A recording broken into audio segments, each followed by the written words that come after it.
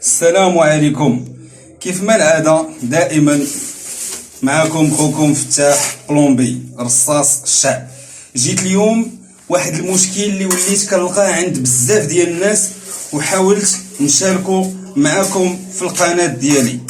اليوم جيت باش ندير لكم واحد الفوت اللي ولا خطير وبالضبط في الشقق ديال السكن الاقتصادي اللي هما كيركبوا واحد الرسوفور دوش تيكون 80/80 ولا 90/90 ولا 70/70 على حسب كل رسوفور وشحال العبار ديالو. هنا عند هاد الناس هادو عندهم واحد الرسوفور فيه 70/70 صغير، ولقينا واحد المشكل اللي هو خطير كيسرب عند الناس التحتانيين الماء. ملي جيت نشوف هاد لافويت هادي جيت ديريكتومون كيسحب ليا في الملحلو، ولكن ملي ضبط الامور لقيت الرسوفور دوش ما بينه وما بين السيفون ديالو كيتسرب الماء وكيدير واحد الضايه ديال الماء، وهذا السيفون هذا راه ما كيشدش بلاصتو مزيان.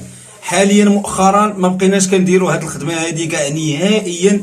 علاش؟ على حساب هاد المشكل اللي كيوقع وبزاف ديال الناس اللي كيتشكاو. هذه الحاله اللي رقم 15 واقيلا اللي كنحيد هذا الرسوفور هذا ما بقيناش كنستعملوه. مشاهدي الكرام، كنتمنى اللي شاف هذا الفيديو وعجبو يدير لنا واحد الكومونتير لتحت، واللي عنده هذا المشكل واللي باغي يصوب الرسوفور دوش يحاول يتفادى. هذه نصيحه من عندي اللي رايحتو في القناه باش كاع الناس المشاهدين ديالي الكرام اللي متبعين قناه رصاص الشعب ينتبهوا لهذا المشكل هذا المشكل راه خطير. هانتوما كيف ما كتشاهدوا معايا شوفوا الدنيا كيف فازقه، راه لقيت الرمله فازقه بمعنى الكلمه من معنى، يعني فازقه بالمزيان، والسيفور لقيناه كله كيتحرك. انا راه حاولت الان انني نحيد الرسوفور في خطره وغادي ندير قرقاره 10/10، وجا معايا السيد جليجي اللي غادي يدير داكشي بالجليج ويكون داكشي على حقو طريقو، يكون داكشي بالسيمه وبالجليج داكشي الفيني،